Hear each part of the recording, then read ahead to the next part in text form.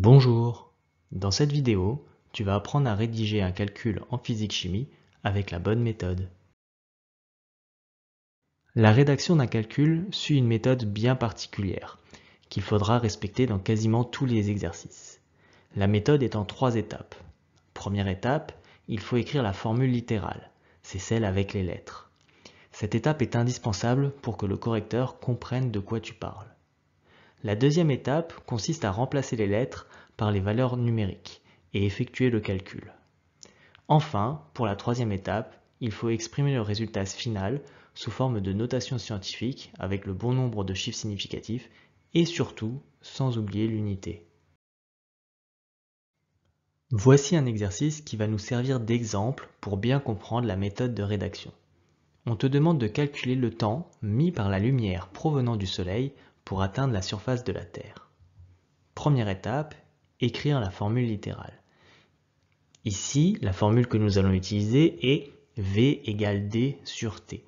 On a précisé que V est la vitesse, D la distance et T le temps. C'est d'ailleurs lors de cette première étape que l'on peut tourner la formule pour obtenir T égale D sur V, car ce que l'on recherche, c'est le temps. Je t'invite d'ailleurs à regarder cette vidéo que je te mets en description, où je te montre comment manipuler une formule facilement avec la technique du triangle. Deuxième étape, à présent, remplacer les lettres par les valeurs et effectuer le calcul. C'est ce que l'on appelle l'application numérique. On réécrit l'égalité, T égale D sur V, et on remplace par les valeurs dans la formule. On a donc T égale 149,6 fois 10 puissance 9 divisé par 3 fois 10 puissance 8. On n'écrit pas les unités dans un calcul, on les écrira uniquement à la fin pour le résultat.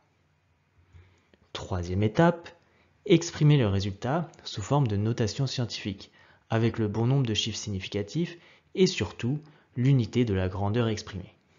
Dans notre calcul, à l'aide de la calculatrice, on obtient 4,99 fois 10 puissance 2 secondes. On a bien un résultat en notation scientifique avec le bon nombre de chiffres significatifs, ici 3 chiffres significatifs, et avec l'unité des secondes pour le temps. Voici un exercice pour t'entraîner à bien rédiger un calcul. Je t'invite à mettre sur pause, à prendre un stylo et une feuille et à essayer de résoudre cet exercice. Fais bien attention à la rédaction.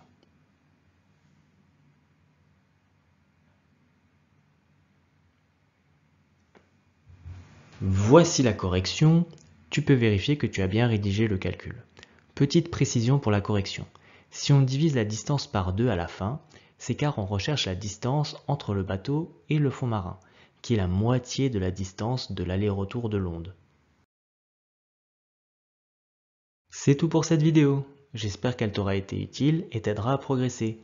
N'oublie pas d'indiquer que tu as aimé la vidéo, de la partager à tes camarades et à t'abonner. À bientôt!